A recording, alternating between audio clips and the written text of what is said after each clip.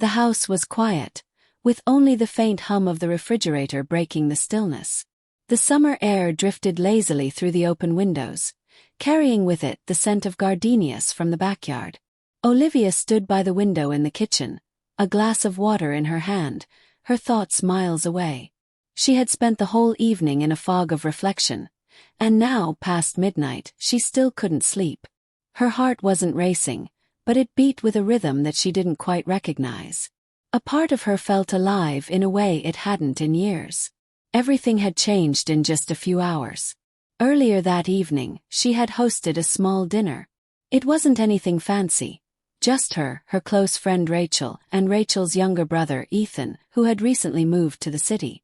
Ethan had always been more of a background figure in Olivia's life, someone she knew in passing, someone she'd seen grow from a teenager into a man. She hadn't thought much about him until tonight.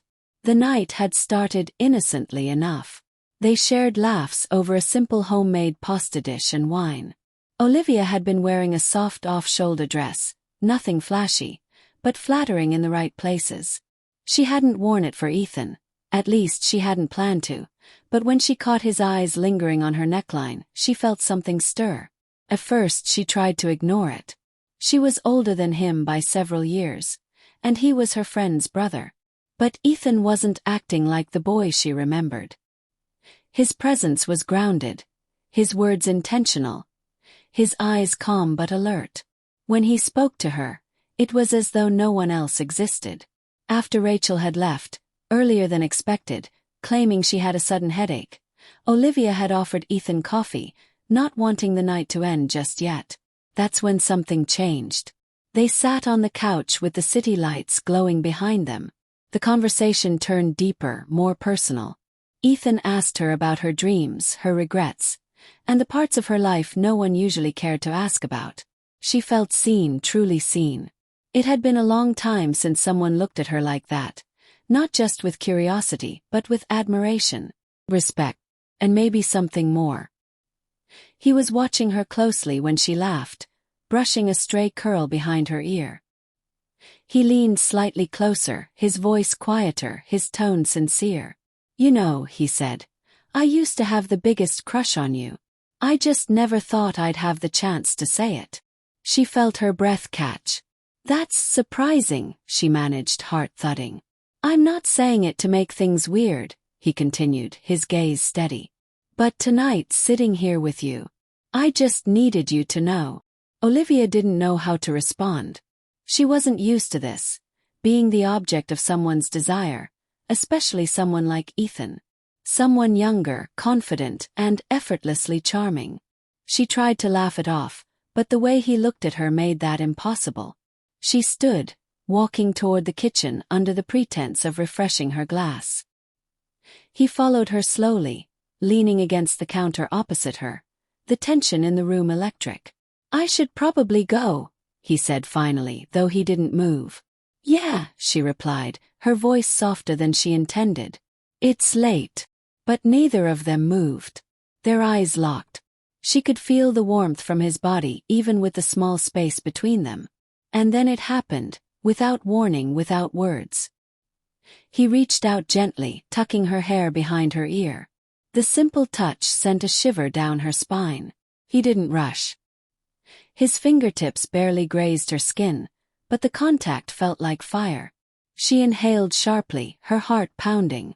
She wasn't used to this kind of attention, not the rushed, careless kind she'd experienced in her past relationships, but something more intentional, more present.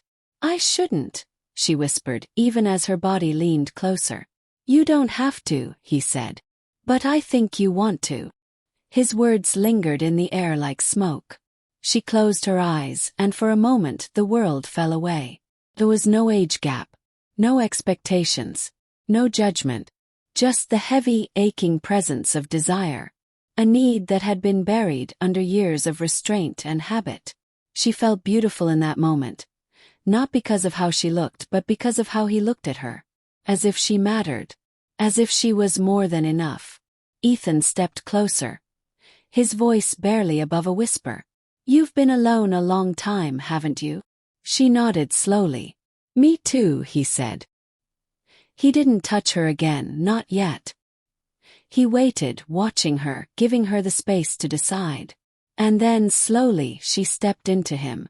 They didn't kiss, not right away. It was slower, deeper than that. She placed her hands against his chest, feeling his heartbeat match hers. He wrapped his arms around her waist gently, pulling her into a quiet embrace that felt like home. When their lips finally met, it was like a promise, not of forever, but of something real in the moment, something they both needed. That night she didn't feel older. She didn't feel unsure. She didn't feel lost. She felt wanted. And for the first time in a long time she let herself feel it. All of it.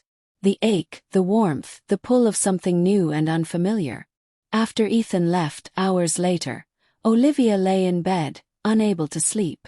She stared at the ceiling, tracing the pattern of moonlight across her room. She had no idea what would come next. Maybe nothing. Maybe something she hadn't expected. But what mattered wasn't the future. It was that night, that moment, that feeling. Desire wasn't just physical, it was emotional. It was a connection that bypassed logic and landed straight in the chest.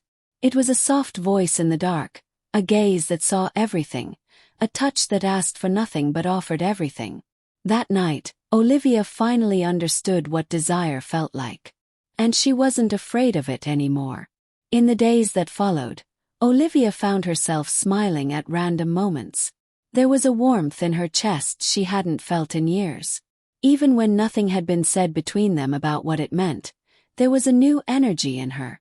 Ethan texted the next morning simply saying, "Thank you for last night. I hope you slept well." She stared at the message for several minutes before replying. "I didn't sleep much. But I'm glad you stayed." They didn't rush into anything. The next time they met, it was for coffee at a quiet bookstore cafe downtown. They talked for hours about everything and nothing. And as the weeks passed, their connection deepened. They weren't labeling it. It wasn't about ownership or expectations. It was about mutual respect, desire, and understanding. One evening, as they watched the sunset from a rooftop lounge, Ethan reached for her hand. "You make me feel like I matter," he said. "You do," Olivia replied, her voice filled with sincerity. "To me, you really do." And with those words, a new chapter of her life quietly began, one filled with possibility, openness, and a rediscovered sense of self. Because sometimes, desire isn't a storm.